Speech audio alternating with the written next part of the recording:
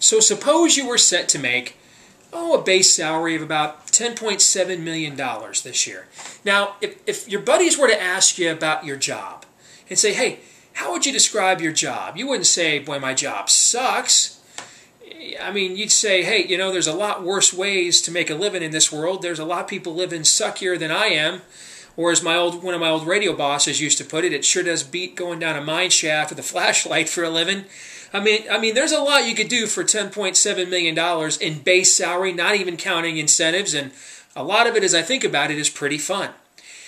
Would you compare, if that was your job, would you compare it to, quote, modern-day slavery, unquote? Probably not, unless you were really, really out of touch.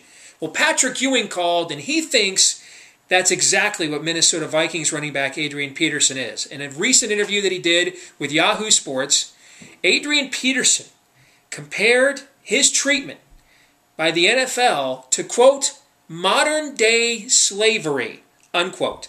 Now, the writer of the article, obviously realizing how bad Adrian Peterson was about to look, said, I'm going to pull that quote from my story. I'm going to give Adrian Peterson another chance to add some context to those remarks. And I'm wondering, those of you out there right now watching this who don't have a job, or maybe you know that we're hiring again because you got 3 of those jobs because none of them are actually paying you a living wage. Wondering, how do I keep the lights on at home? How do I provide a nice living for my family, send my kids to college, and buy my wife a nice house? How'd you like to be a modern-day slave to the tune of $10.7 million when the owner of the Minnesota Vikings continues to beat the drum for the need of a new stadium to replace the decrepit and falling apart Metrodome, and he wants taxpayers to pay for it? And then he wants to charge you a personal seat license just to buy the ticket to your own seat before you even buy the ticket. Perhaps you can email him and say, I don't think I can do that right now. I'm too busy being a modern-day slave.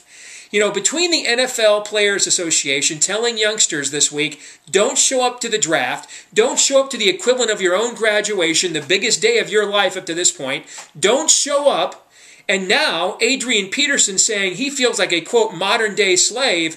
At this rate, the NFL owners are going to have the NFL players routed here in no time. It's been a bad few days for the National Football League's Players Association, and they're not even the ones at fault for the lockout because the owners are the ones that initiated the lockout, but they are clearly winning the PR war with a lot of help from folks like Adrian Peterson. You're not a slave when you make $10.7 million. And I don't know where that language comes from. It's total victimology.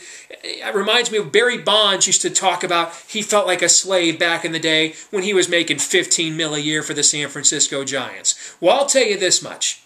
You can call me Kunta Kinte. You can call me whatever you want. You're going to pay me that kind of money? I don't care what you call me because I'm living in a gated community.